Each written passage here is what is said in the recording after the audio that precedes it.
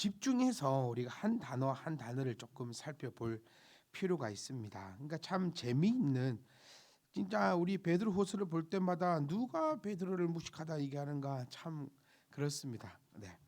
그러니까 우리 이게 제가 서두도 말씀드렸지만 우리가 주님께 다스림 받지 않고 다른 것에 다스림을 받으려고 하니까 이 자유라는 것에 대해서 오해가 생기는 거예요. 그러니까 이 본문의 말씀 보세요. 그들은 계속해서 얘기하는 거짓 교사들과 그들에게 넘어간 자들을 다 가리키고 있다. 이걸 이제 우리는 머릿속에 딱 가지고 가셔야 됩니다. 그 거짓 교사들이 잘못되었지 아니랬죠. 거짓 교사들도 잘못되었고 무지한 나도 잘못되었다. 그러니까 빠진 자들이요. 그러니까 여기서 말하는 그들은 거짓 교사들뿐만이 아니라 그들의 유혹에 그들의 미혹에 넘어간 자 모두를 다 포함하고 있다라는 것을 우리가 꼭 기억하셔야 돼요. 그러니까 그들이 유혹을 하잖아요. 여러분 우리도 참 유혹을 많이 받고 살거든요. 오늘 제가 만난 그 저에게 이렇게 꼬시는 사람들만 해도 한 3명 정도로 만난 것 같아요. 여러분들 한 번도 오늘 못 만나셨어요? 그 요즘 국민의 사거리 엄청 많은데 막 뭐라 하더라. 기도 안 들어서 기억도 안 나는데 오늘 저 한 3사람 정도 길 가다가 그러니까 이런 거 있잖아요. 여러분 길 가다 보면 누가 저런 걸 들을까 싶잖아요. 여러분 전화로 그 판매원 전화 혹시 받아보셨습니까? 전화로 물건 파는 사람들이 있거든요. 그걸 누가 사나 싶지요. 제 아버지 사시더라고.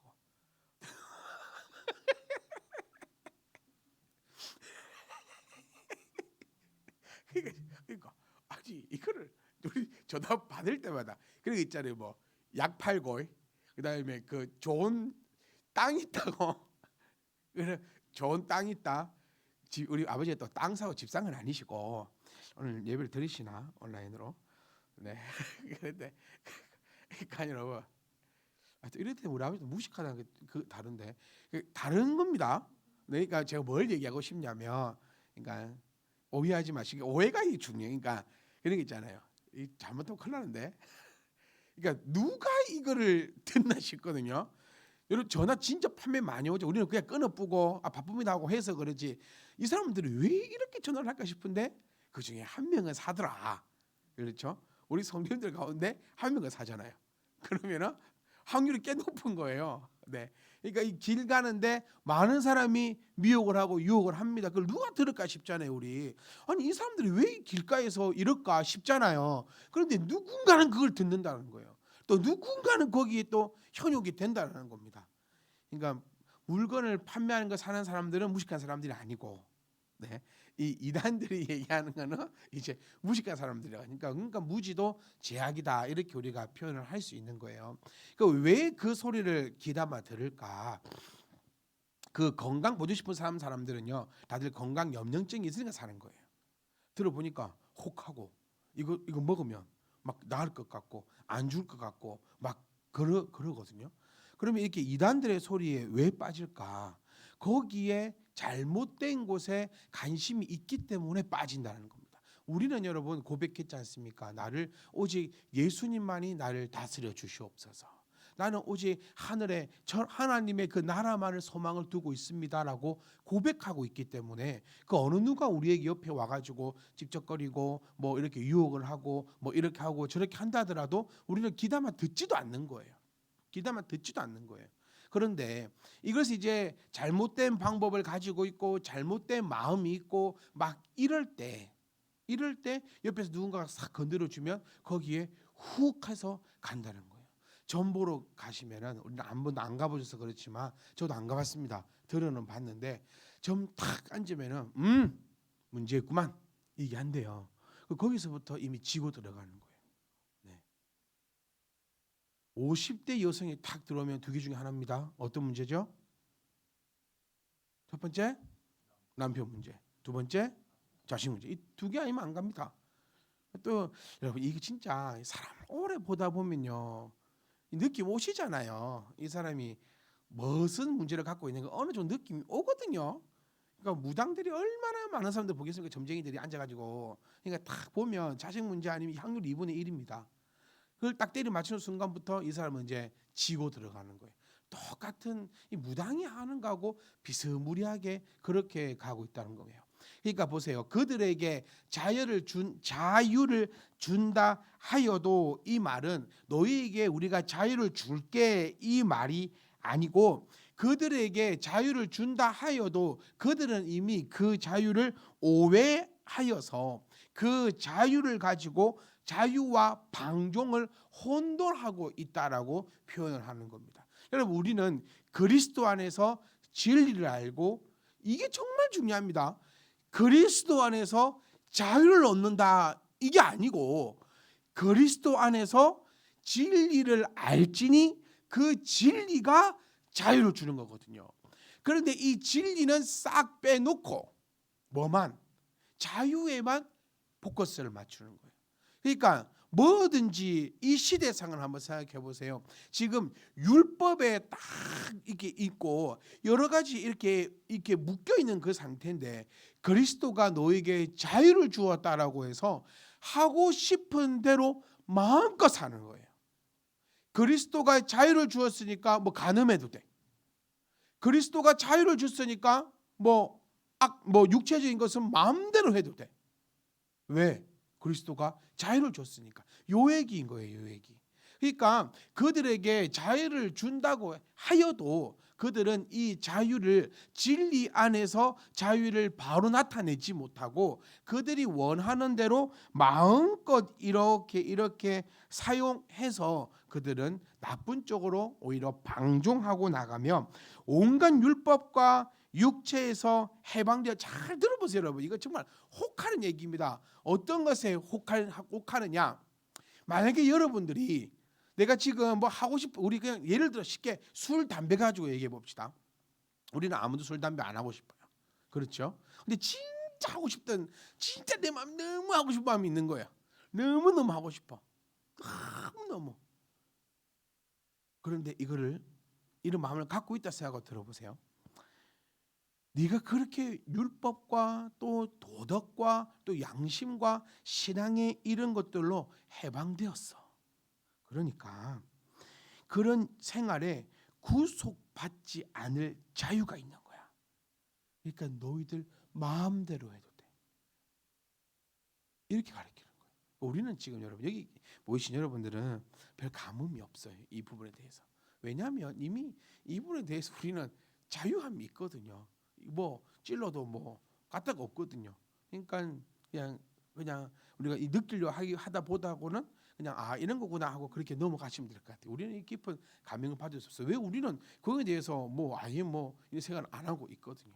그러니까 이들은 이런 겁니다. 자유를 준다. 자유를 줬잖아요. 누가? 그리스도가 준다. 이 표현을 잘 표현해 드리고 싶어요. 그리스도가 자유를 주었어도 그들은 그 자유를 진리 안에서 가지고 있지 못하기 때문에 마음대로 사용하면서 뭐한 자들, 믿음이 약한 자들이 미혹되었다라는 겁니다.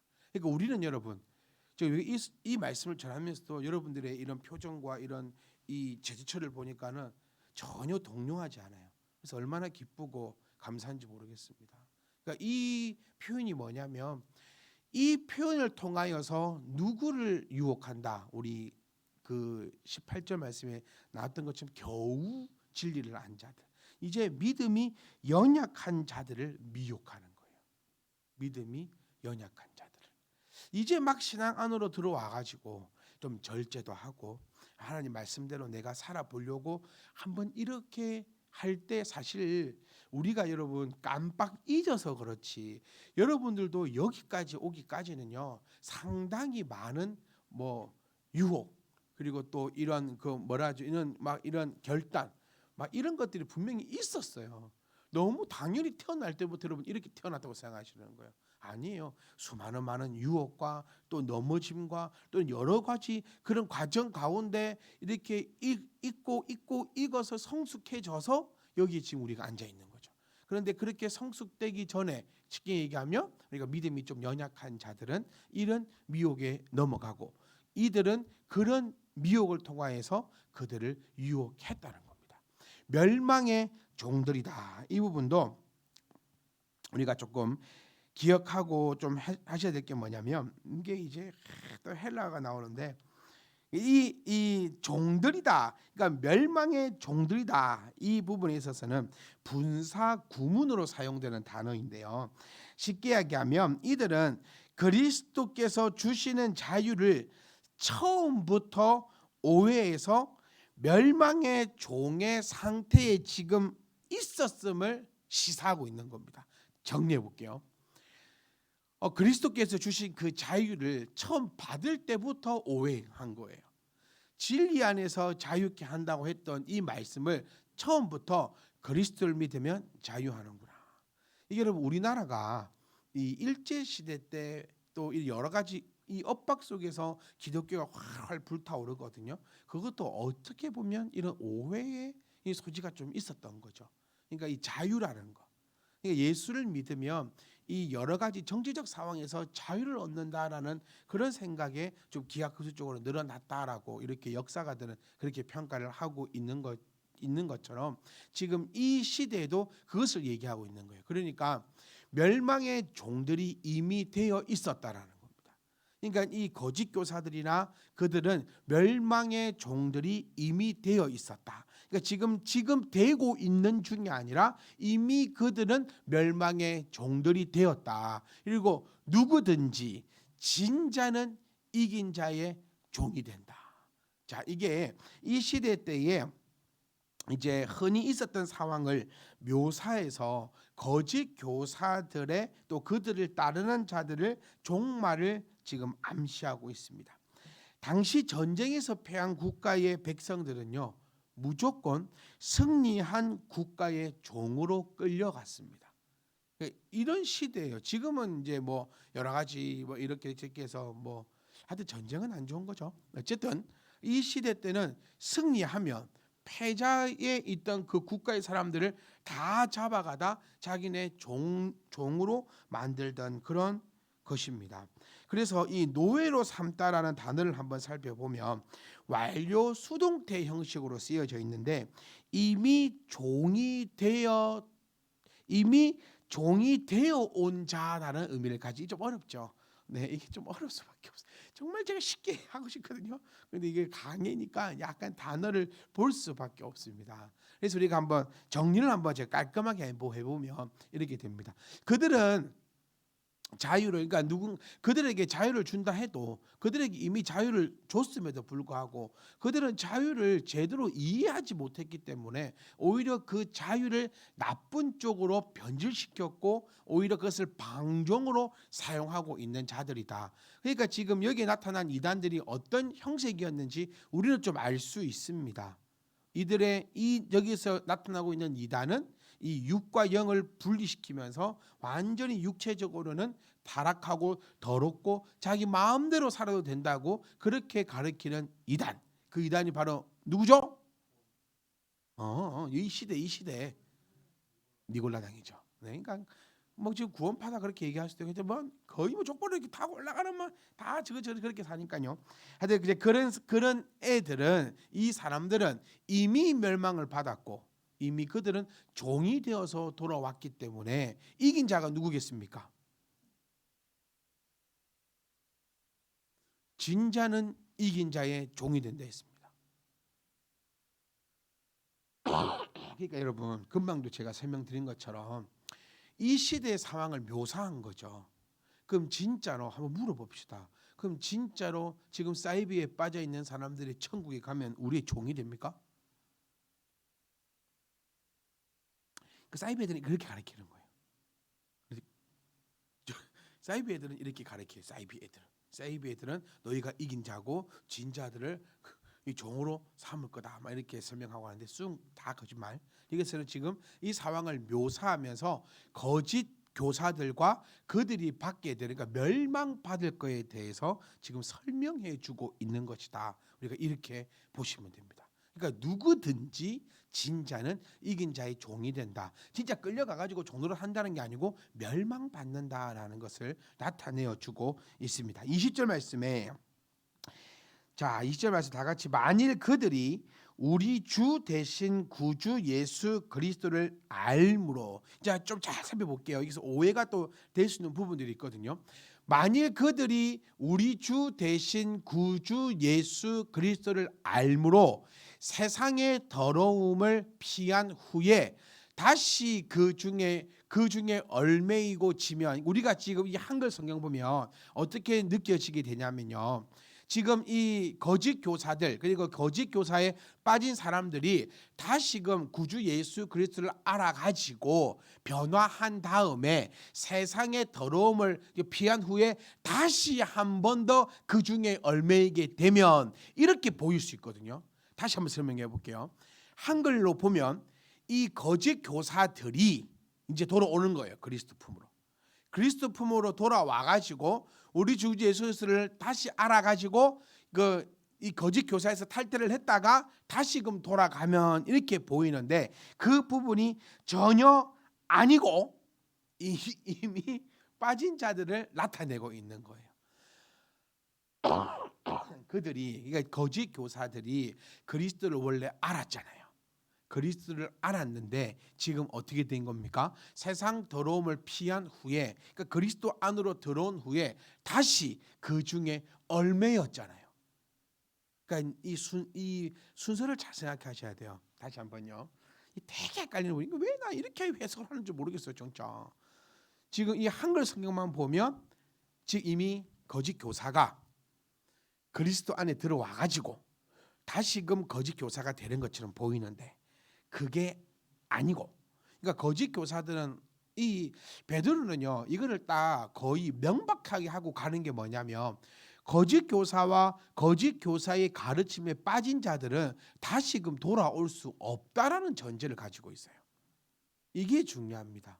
그러니까 이 본문의 내용은 빠진 자가 다시 그리스도 안에 들어왔다가 다시 빠지게 되면 이 처음보다 더 큰 형벌을 받는다, 그 의미가 아니라, 애초에 그리스도 안에 있다가 지금 거짓 교사가 되었든지 거짓 교사의 가르침에 빠진 자들을 나타내고 있습니다. 빠졌다가 돌아왔다가 빠졌다가 얘기하는 게 아니고, 원래 이 더러움을 피했다가 그리스도 안에 있다가 이단자들로 빠진 자들은 그 전보다 형편이 더 심하게, 그러니까 더 크게 멸망을 받는다. 그리고 여기서 피한의 그 헬라어를 한번 찾아보면요, 부정관사 능동태라고 쓰여 있습니다. 나 이런 얘기하면서도 제가 참 죄송합니다. 왜냐하면 들리지도 않을 건데, 저도 학생 시절에 들리도 않았거든요. 뭔 소리야 씨, 그렇게 했는데 이게 어쩔 수 없어요. 네, 이거를 어쩔 수 없어요. 그 말은 이게 무슨 얘기가 되냐면, 이게 중요한 거예요. 세상의 더러움을 피한 후에, 이 피한 후의 단어가 바로 부정 과거 능동태 분사거든요. 다시 말하면요, 과거에 이미 완전히 피하였음을 나타내는 거예요. 그러니까 왜 나 이렇게 해석할지 모르겠어요, 한글 성경을. 그러니까 정확하게 다시 말하면, 원래 그리스도 안에 피한 사람이 거짓 교사로 간 거죠. 그러니까 빠진 거죠. 그러니까 그 유혹에 넘어간 거죠. 그러니까 이게 순서가 좀 바뀌어야 돼요. 우리 한글로 표현하려면 이 거의 직역을 해놓은 거예요. 우리 한글식으로 표현하려고 하면 세상의 더러움을 피한 후에 다시 그 중에 얽매이고 져가지고 뭐 이런 식으로. 뭐라면 또 위에 빠지면 되나? 하여튼 그렇습니다. 네, 다시 이 부분이 어렵지 않는데 약간 헷갈려요. 만일 그들이 우리 주 대신 구주 예수 그리스도를 알므로 세상의 더러움을 피한 후에, 여기까지 이게 한 챕터네요. 피한 후에 다시 그 중에 얽매이고 지면 그 나중 형벌이 처음보다 더 심하다. 어렵죠? 네, 그러면 깔끔하게 1분 안에 정리하고 마치도록 해보겠습니다. 오늘 이 부분이 어려운 부분보다는 조금 헷갈리는 부분이 많아요. 자, 다시 19절 한번 가봅시다. 싹 1분 만에 정리해 버릴게요. 그들에게 자유를 줬어요. 그들은 자유를 알아요. 자유를 줬어요. 그런데 그들에게 그 자유는 아무짝에 쌀데기 없는 거였어요. 왜냐하면 오히려 그 자유를 자기가 마음대로 사용하면서 이상한 쪽으로 가가지고 그들이 많은 사람, 특히 믿음이 약한 자들을 계속해서 미혹했거든요. 그리고 그 미혹한 자나 미혹 당한 자들은 진자가 되는 거예요.